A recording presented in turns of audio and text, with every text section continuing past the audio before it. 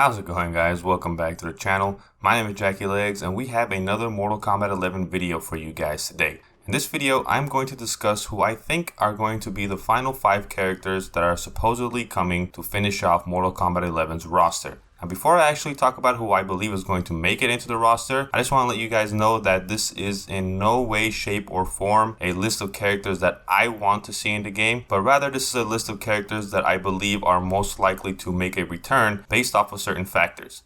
This is in no way, shape, or form confirmed or even slightly confirmed, and it is definitely not a leak. It is just me giving my opinion and then supplying that opinion with reasons. Now, before we go any further into the video, if you guys do happen to enjoy this video, please leave a like, comment, and subscribe. And let's dive straight into this just like Jarek would.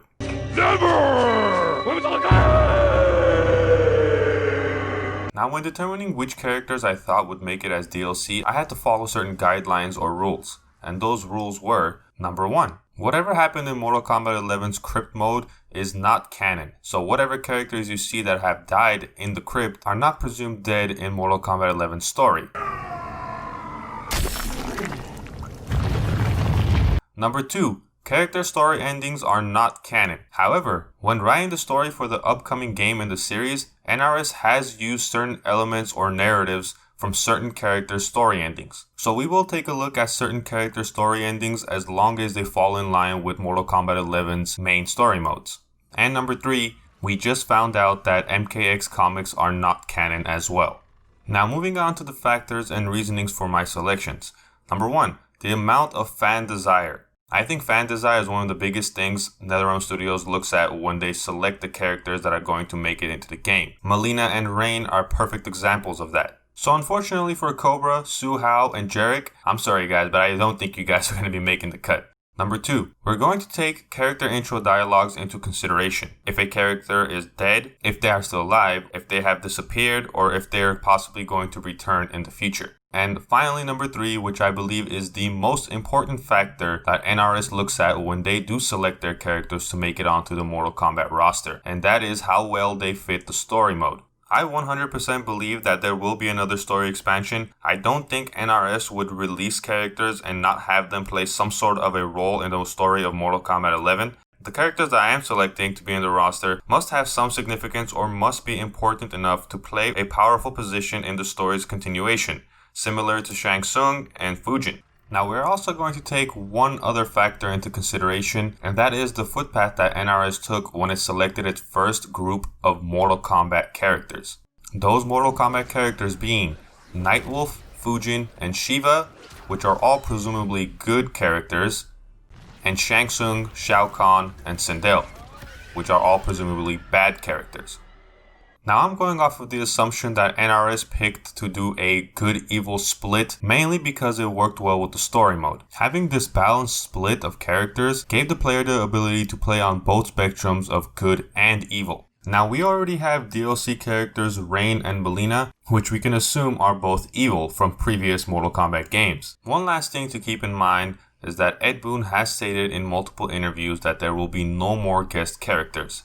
Now, we can't ever believe Ed Boon for his word, but for the sake of this video, we are going to make all 5 of these characters strictly Mortal Kombat characters, and none of them will be guests. So which characters are coming next? I have selected 8 likely characters, which only 5 will make it to the final roster. 4 of them being male characters, and 1 being a female character. And again, no guest characters. Now that we got all that out of the way, let us have Rambo transition us into our first character.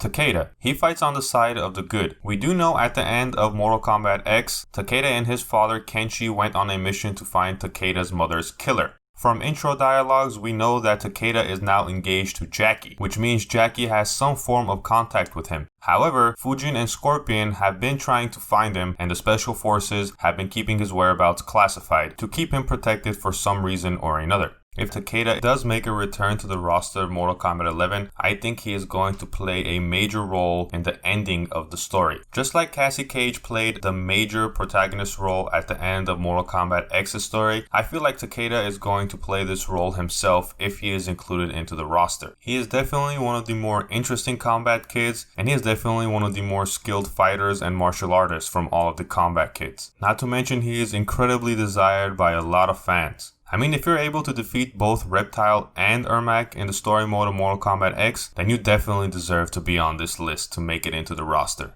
Moving on to the next character, Smoke. Now, Smoke was a bit of an oddball because he has fought on the side of both good and evil. Unlike Takeda, he is only mentioned in one character intro dialogue, and that is a dialogue between Sub-Zero and Noob Saibot, where we find out that Smoke is actually trapped in the Netherrealm. We know that Smoke's neck was broken by Sindel in MK9, and his soul was then collected and he was resurrected by Quan Chi in Mortal Kombat X's story. Unfortunately, that is pretty much everything we know about Smoke and his whereabouts. However, one key piece of information that we also know is that when Quan Chi died, his ties were severed to all of his revenants. So what that means is Smoke can be brought back in multiple different ways to complement the story of Mortal Kombat 11. He can be brought back in his regular good ninja form as Smoke to help aid the Earthrealmers and maybe even tag team back again with Sub-Zero. He can also be brought back as a Nenra and play a bad role in the story and continue aiding the side of evil and help Kronika reshape time.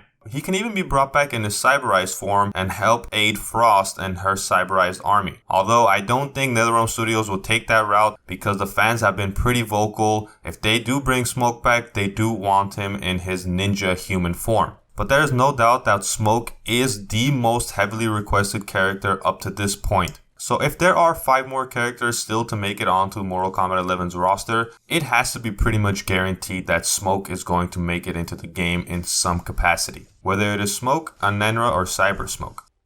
Now moving on to the next character, Serena. Not much is known about Serena up to this point. The last we saw her, she was helping aid the Special Forces in the capture of Quan Chi in the Netherrealm. But after that battle with Kitana, not much is known about her and we haven't gotten any more hints as to where she may be from other characters' intro dialogues. The only glimpse of her we get in Mortal Kombat 11 is Cabal's story ending, in which her and Cabal get married and have a family. But other than that, not much more news on Serena, but it cannot be denied that she is a heavy fan favorite to return. The next character on the list is Havok. He is mainly on the side of chaos and anarchy, and he does not necessarily stand on either the side of good or evil. He isn't mentioned in any character intro dialogues, but he is mentioned in Joker's character tower story ending, where Havok and the Joker along with Melina and Su Hao create the League of Misunderstood Maniacs. We don't have much more information on Havok or his whereabouts, but we do know in Mortal Kombat X comics, he was beheaded by Hanzo Hasashi and he was taken to Quan Chi in the Netherrealm where he was ultimately killed.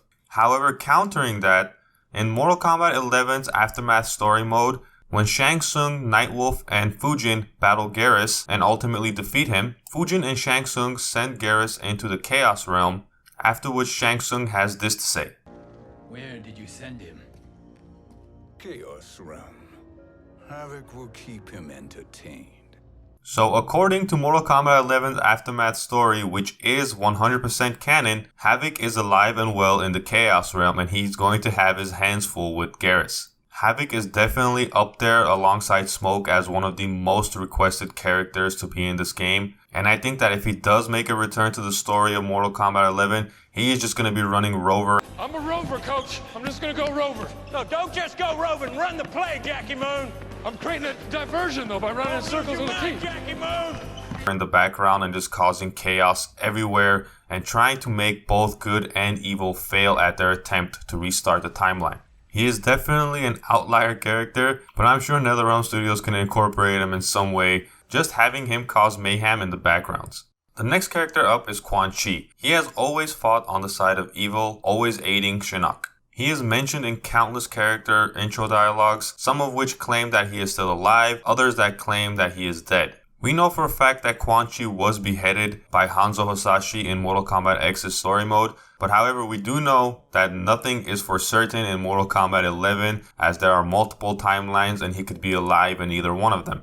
Now Quan Chi is one of those characters that has been requested, but he is also one of those characters that is not really liked. I know a lot of people would rather have Shinnok over Quan Chi, but it has been confirmed that Shinnok's beheading at the hands of Raiden cannot be reversed. Even Kronika, the all-powerful Titan and mother of Shinnok, does not have the power to reverse the beheading of the fallen Elder God. So that's where I believe Quan Chi will make a perfect fit, as he is the most loyal subject of Shinnok, and if Kronika wants another crack at reshaping time, what better person to bring back and incorporate into the story than Quan Chi? Moving on to one of my personal favorite characters, Ermak. Now Ermak is another oddball because he has fought on the side of good, evil, and he has been neutral as well. He has been mentioned in several character intro dialogues. What we know for sure is that Ermak served Kotal Khan in Mortal Kombat X. Rather than being evil like previous timelines, he instead aided Kotal Khan to bring peace to Outworld, alongside Reptile and Erron Black. We know from Ermak's character ending in Mortal Kombat X, he is almost killed by Shang Tsung by luring him into Shao Kahn's fortress and absorbing his souls, almost killing the ninja in the process. Now, according to character intro dialogues in Mortal Kombat 11, Ermak's whereabouts or well-being are not known. Some characters claim that he is still alive and they are out looking for him, while Shang Tsung confirms that he did kill Ermak in the process of absorbing his souls. Ermak's involvement in the story of Mortal Kombat 11 is also one that could vary. Since he was last seen aiding Kotal Khan, and since Kotal Khan is still alive, I don't see why he would not continue to aid Kotal Khan and Kitana Khan in helping Outworld and Edenia find peace. However, since Shao Kahn is back in the new timeline, they could also flip Ermak's allegiance again and make him follow Shao Kahn. Whichever way they decide to bring Ermak back, he is definitely another heavily requested character ever since we saw him get killed in the crypt in his awesome new skin. Next character up is Li Mei. Li Mei has most recently been fighting on the side of good. In Mortal Kombat X's story mode, she was serving as an informant to Sonya Blade and the Special Forces. She is not mentioned in any character intro dialogues, and she is not referenced in any Mortal Kombat 11 character story endings. However, she is another heavily requested character, and she has a ton of potential to do good in Mortal Kombat 11 story. Li Mei does possess magical abilities, and she has been trained by both Shujinko and Master Bo Raicho, so she is a more than capable fighter and warrior. Unfortunately, there is not much more known about her, but if she does make it into Mortal Kombat 11, I can definitely see her having a very similar role to Serena in aiding Earthrealm and Outworld, stopping Kronika and her evil forces. And then maybe we can finally get some more character development on Li Mei. And last but not least, everybody's favorite Zeterian, Reptile. Mainly because he's the only one of his species left. Now Reptile is another character just like Ermak and Smoke. He has fought on the side of good, evil, and he has definitely been neutral. He is referenced in some character intro dialogues, giving the player the idea that he is still alive, but his whereabouts are unknown. Reptile has always been the type of character to aid Outworld in the current Khan. Most recently in Mortal Kombat X, he was aiding Kotal Khan alongside Ermak and Erron Black.